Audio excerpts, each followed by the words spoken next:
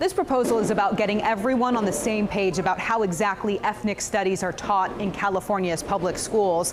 But this specific bill is dividing groups that typically see eye to eye. Overall, our whole community feels a deep sense of fear in this moment. David Becarsley is the executive director of the Jewish Public Affairs Committee of California, the sponsor of a new bill to standardize ethnic studies across the state. Follows the fallout of the Israel-Hamas war. Some people feel that ethnic studies is beyond repair.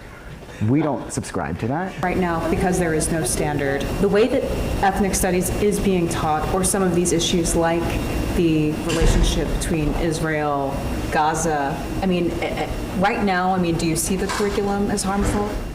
I think that there are a lot of examples of ethnic studies being taught well in schools, and other examples where Jewish students are really feeling vulnerable. Multicultural respect, bringing people together. Democratic Assemblyman Rick Zuber wrote the bill this year to help come up with the standards, Assembly Bill 1468. It would create an advisory board made up of experts on African American, Asian and Pacific Islander, Latino, and Native American studies.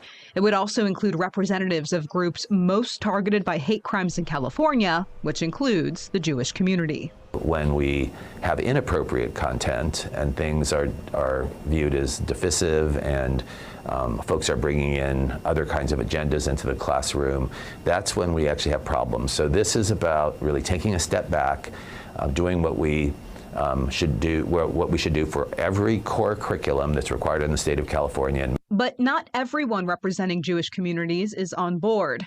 Some worry that other viewpoints could be left out and speech could be suppressed.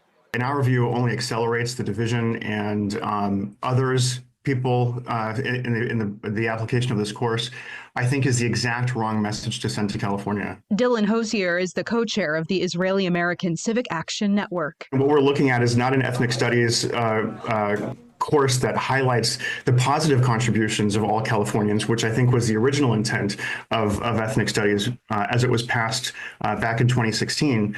But instead, we see a lot of this oppressor versus oppressed framework, and those designations, oppressor versus oppressed, are often labeled, or those labels are given to students on the basis of their individual identity. So that alone is very troubling. This bill is not yet scheduled for a hearing, but it is expected to at some point be heard by the Assembly's Education Committee.